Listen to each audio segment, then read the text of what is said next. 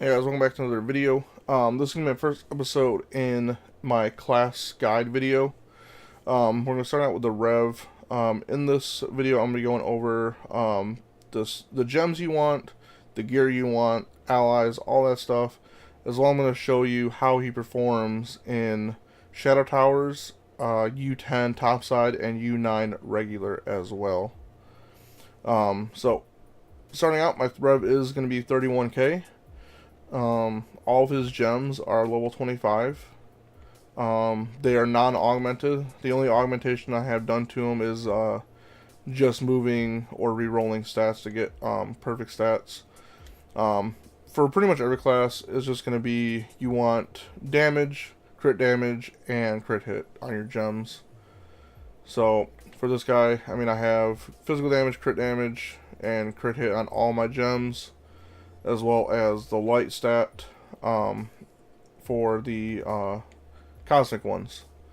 Now, I personally don't like light. I don't think it's a necessary stat for farming in U10. You're going to be getting a lot of light from your gear in general. If you go over to the gem forge here, I do have bonuses into light on there, but I try not to. I'd rather have them in crit damage and physical damage. My lessers, I don't have any bonuses into light. And I still have a significant amount of light. I still have 3,400 light. So, going over the stats for in general for this guy, he's going to have 308,000 physical damage, 98.7 crit hit, and 2,200 crit damage to him. So, for Shadow Towers, my setup for Shadow Towers, it kind of varies a little bit from depending on what I'm trying to do. If I'm trying to go with max damage, if I'm in with a good group that I don't really need to survive too long, I'm gonna go ahead and rock the Lunar Lancer subclass for extra damage and attack speed and stuff like that. Generally though, I'm going to be running the Knight subclass for extra flask, as well as mount speed. Those will give me more survivability with death defying. For Shadow Towers, continuing with the Shadow Tower theme, Little Bergie is going to be a great ally for the Revenant, because it's gonna be able, you're gonna be able to spam your Bulwark Bash a lot faster with the Little Bergie on. For the ring, really doesn't matter what you put on the ring. As long as you don't have energy regen on it, you'll be fine. You can go jump, magic find. If you need a little extra crit hit, go with extra crit hit. For the hat, weapon, and the face, you're going to want crit damage and attack speed for all those. A little extra crit hit on my spear. I have jump on the hat, as well as physical damage on the face. You could again go with magic find. You can go with health on instead of the jump there. But I definitely recommend crit damage and attack speed for all three of your weapons for the second or the third and the fifth stat. For your emblems and your flasks for Shadow Tower, obviously death defying. That's just an easy one to go with. Martial emblem for increased damage. And then again, the other emblem kind of depends on what kind of group you're running with. Survivability.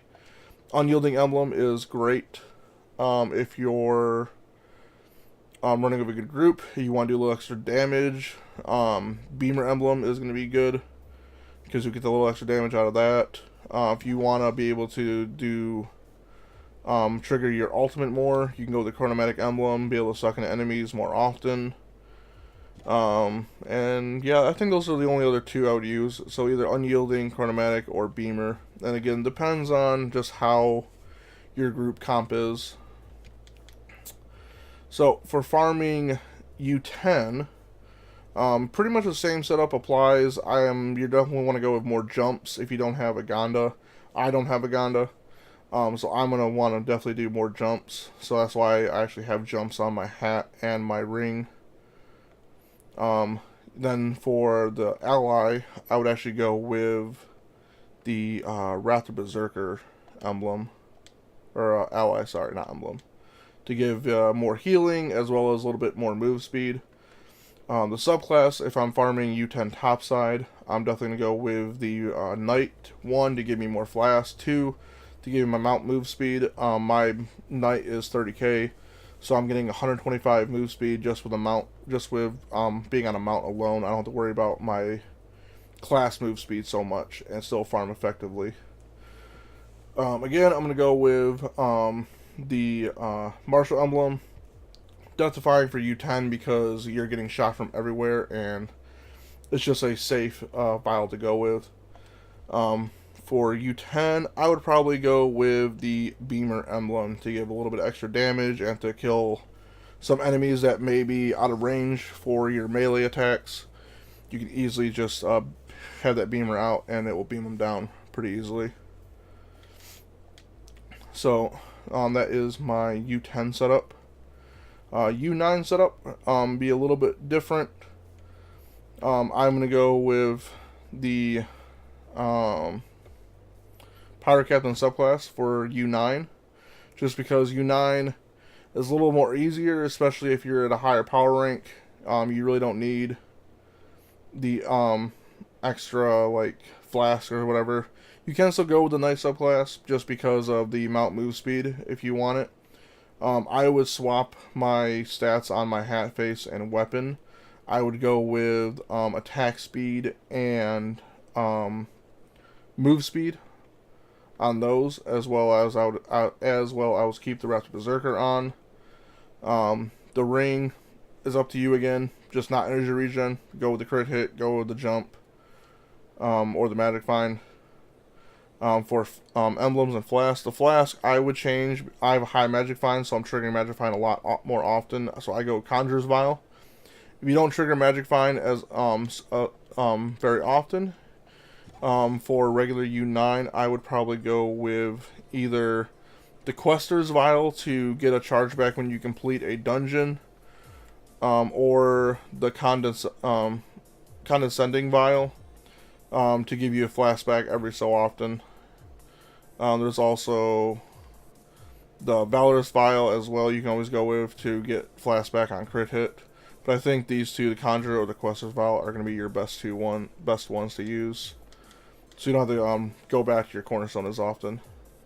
For emblems, I would personally take out the Martial Emblem off. I'm not going to need it for my stats. If you still need it for you, that's fine. But I would probably go with Trailblazing, and I would probably keep my Beamer on to give me more to help with the move speed. Because if you guys don't know, you can just pop a flask, drop your Beamer, and your Beamer will kill allies or enemies for you, and will trigger the Wrath Berserker, which makes you go even faster. So those are my 3 main setups for the aspects. So now we're just going to go into showing you how he works. So we're going to start with U9. I'm actually going to go with the Knight because I don't have move speed on my stuff. So just to move faster, we're going to go with the Knight subclass for now. So let's go to U9 and show you how he performs.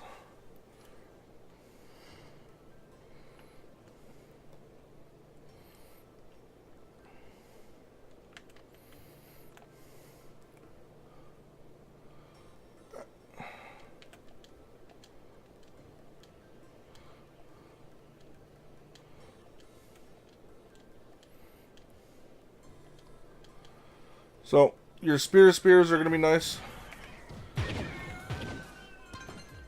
Already killed it. So your spears are going to do a lot of damage to enemies. Just have them out. Easy clapping them. Here's another guy down here.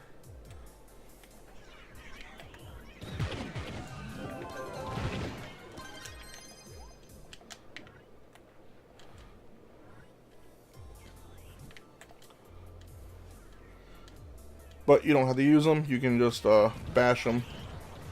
Use your main attack. Pretty easy to do. So he's a very powerful class. Get a lot of damage with the Bulwark Bash and a lot of damage with the Spirit Spears. Just be careful using Spirit Spears, as it will kill you, because it does take away your health. So just be careful if you're not using Death Defying.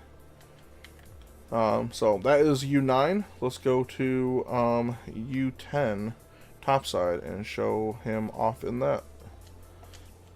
Now again, my light is 3400, so it's pretty high light. I think max light is around like in the 5000 area. So we're going to swap off some stuff. So we're going to go with Death Defying in here. We're going to go with the Martial Emblem. And we're going to keep the Beamer on. Rapid Berserker is good, and Knight's good. So I think we're good to go. I think this is it's a 3-star. Good enough for our purposes.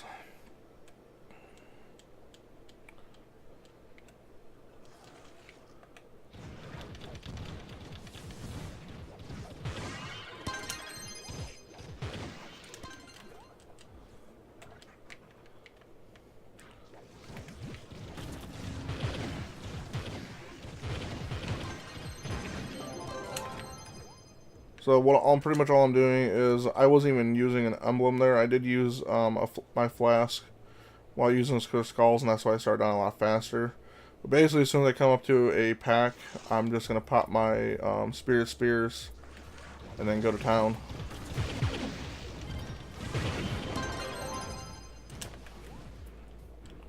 And then toggle the Spirit Spears off, get back on your mount, get that move speed bonus. And then we're just going to continue on. That wasn't the boss.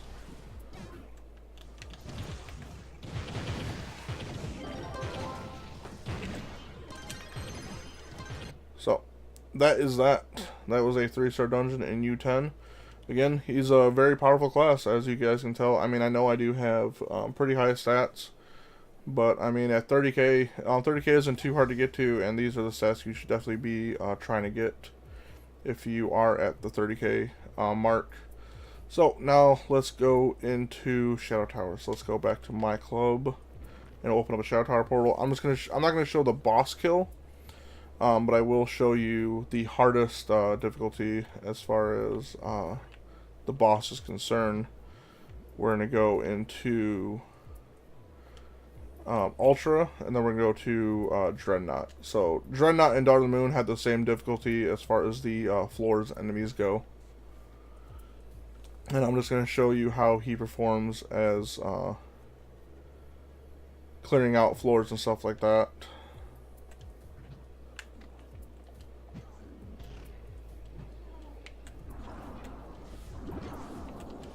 Pass up. You know what, let's actually suck in all these guys here. Pop our spears. I'm just bulwark bashing and just using my main attack.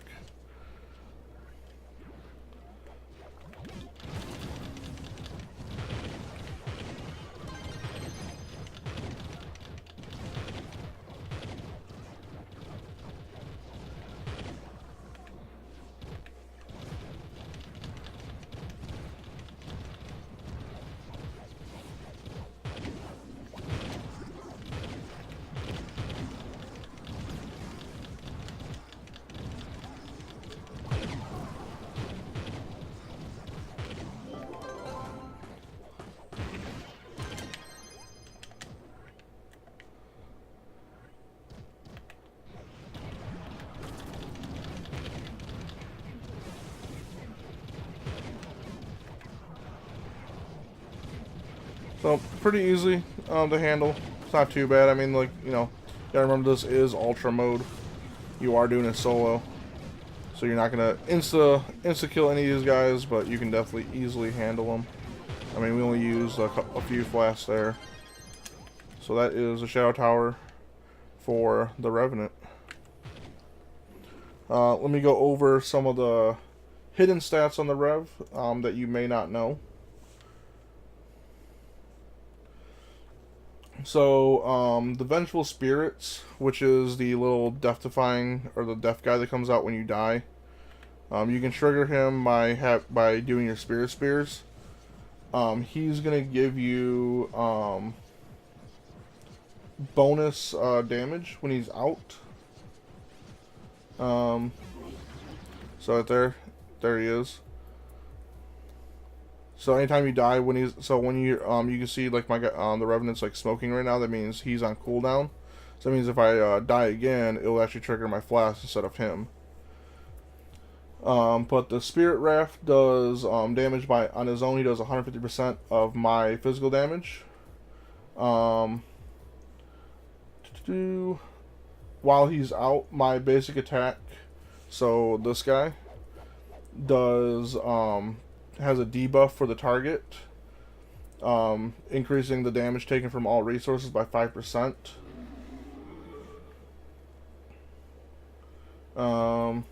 So my health regen is increased by 100% and my physical damage is increased by 50% while the Vengeful Spirits is out.